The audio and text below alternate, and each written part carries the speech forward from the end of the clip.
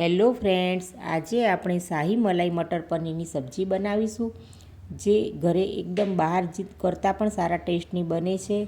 આમ તો આપણે પંજાબી સબ્જી ખાવા માટે રેસ્ટોરન્ટ કે ઢાબા પર જતા જ હોઈએ છીએ, પણ ક્યારેક સબ્જીમાં વધારે ઓઇલ હોય તો પણ આપણને નથી ગમતું, અને ક્યારેક પનીર તાજું હશે કે નહીં એવા વિચાર આવતા હોય છે. પણ જો ઘરે આપણે બનાવીશું તો આપણે તાજું પનીર વાપરી શકીશું, આપણા ટેસ્ટ પ્રમાણે મસાલા વાપરીશું અને ઓછા તેલમાં બનાવીશું તો એકદમ હેલ્ધી સબ્જી બનશે.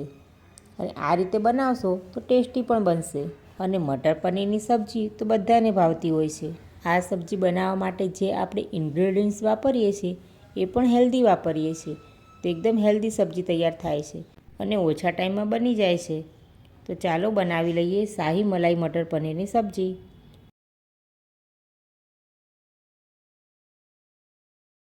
શાહી મલાઈ મટર પનીર બનાવવા માટે મેં અહીંયા 1 વાટકી વટાણા લીધેલા છે, 1 વાટકી મખાના લીધેલા છે, 3 ટામેટાં, 2 ડુંગળી, 1 અડધો ઇંચ આદુનો ટુકડો, 5 થી 6 કળી લસણ, 2 લીલા મરચાં અને 100 ગ્રામ પનીર લીધેલું છે. પનીરના આ રીતે પીસ કરી લીધેલા છે.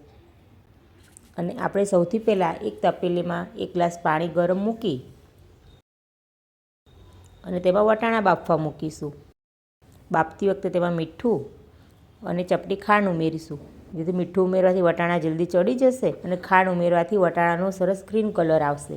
વટાણાને આ રીતે તપેલીમાં જ બાફીશું, સરસ બફાઈ જશે. ફક્ત 5 જ મિનિટમાં વટાણા બફાઈ જાય છે. હવે એક કઢાઈ ગરમ મૂકી 1 ચમચી ઘી ગરમ મૂકીશું અને જે મખાના લીધા છે તેને પહેલાં શેકી લઈશું.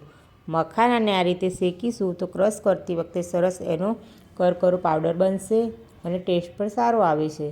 મખાનાને આ રીતે શેકી લઈશું.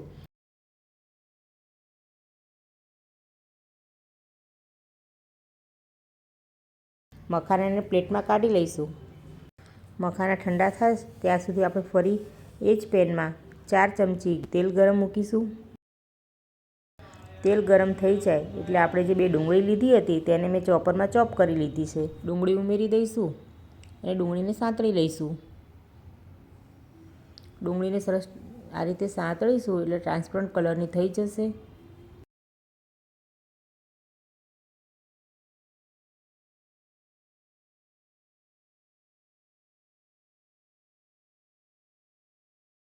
હવે તેમાં આપણે આદું, મરચાં અને લસણ લીધું હતું તેની વાટીને પેસ્ટ બનાવી લીધી છે તે ઉમેરી દઈશું અને એને પણ ડુંગળીમાં બરાબર મિક્સ કરી લઈશું.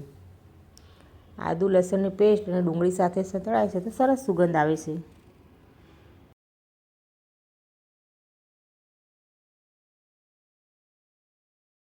બધું બરાબર મિક્સ થઈ ગયું છે અને તેલ પણ છૂટું પડી ગયું છે. હવે એમાં મેં 1 ચમચી મેંદો ઉમેર્યો છે, તેને પણ મિક્સ કરી લઈશું. મેંદો સરસ તેની સાથે શેકાઈ જશે. મેં અહીંયા 4 ચમચી ઘરની તાજી મલાઈ લીધેલી છે તે ઉમેરી દઈશું અને મિક્સ કરી લઈશું.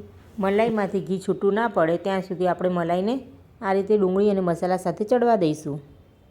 મલાઈ નાખવાથી એકદમ ક્રીમી ટેક્સચર આવે છે સબ્જીનો, ટેસ્ટ પણ સારો આવે છે. તમે જોઈ શકો છો કે સરસ કલર પણ બદલાઈ ગયો છે અને તેલ પણ છૂટું પડી ગયું છે.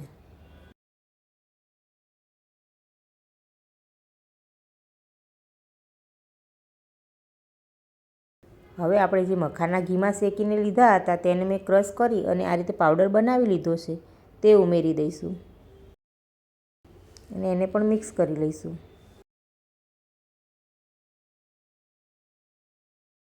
આપણે સબ્જીમાં મખાના અને મલાઈ બંને ઉમેર્યું છે તે બંને ઇન્ગ્રેડિયન્ટ્સ હેલ્ધી છે અને ટેસ્ટ પણ સરસ આવે છે. હવે તમે જોઈ શકો છો કે તેલ છૂટું પડી ગયું છે. હવે તેમાં આપણે જે 3 ટામેટાં લીધા હતા તેની પ્યુરી બનાવી લીધી છે તે ઉમેરી લઈશું અને મિક્સ કરી લઈએ. અને ટોમેટો પ્યુરીથી જ આપણી ગ્રેવીનો સરસ રેડ કલર આવી જાય છે. આમાં આપણે કોઈ ગ્રેવીને રેડ કરવા માટે કલર ઉમેરતા નથી અને સાથે જે કાશ્મીરી મરચું ઉમેરીશું એના પણ કલર આવશે. હવે મસાલા કરી લઈએ. મેં અહીંયા 1 ચમચી કાશ્મીરી લાલ મરચું લીધું છે, 1/4 ચમચી હળદર, સ્વાદ પ્રમાણે મીઠું, અડધી ચમચી ધાણા જીરું અને 1/4 ચમચી ગરમ મસાલો અને મિક્સ કરી લઈએ. મસાલાને ગ્રેવી સાથે બરાબર મિક્સ કરી લઈ અને તેલ છૂટું પડે ત્યાં સુધી ચડવા દઈશું.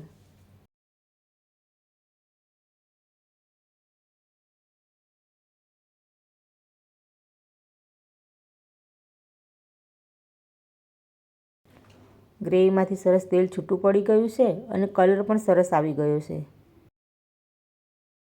હવે આપણે ગ્રેવીની કન્સિસ્ટન્સી સેટ કરવા માટે જરૂર પૂરતું પાણી ઉમેરી અને મિક્સ કરી લઈશું.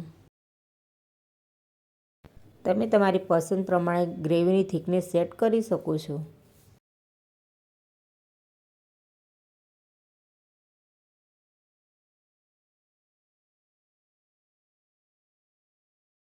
આપણે પાણી ઉમેર્યું છે તે બરાબર મિક્સ કરી અને ગ્રેવીને ઢાંકી અને તેલ છૂટું પડે ત્યાં સુધી ઉકળવા દઈશું.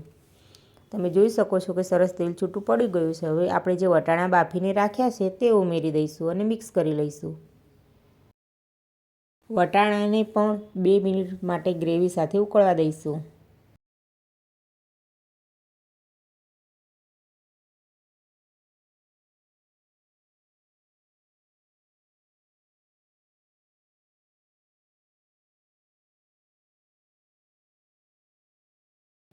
તમે જોઈ શકો છો કે વટાણા ઉકળ્યા પછી પણ સરસ તેલ ઉપર આવી ગયું છે. હવે તેમાં આપણે જે પનીરના પીસ કરીને રાખ્યા છે તે ઉમેરી દઈશું.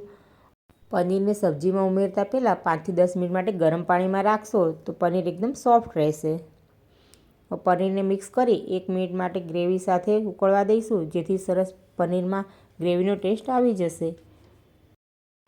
તો તૈયાર છે એકદમ ટેસ્ટી અને હેલ્ધી સબ્જી શાહી મલાઈ મટર પનીર, જે જોતાં જ ખાવાનું મન થઈ જાય છે. એકદમ ટેસ્ટી બને છે અને હેલ્ધી છે.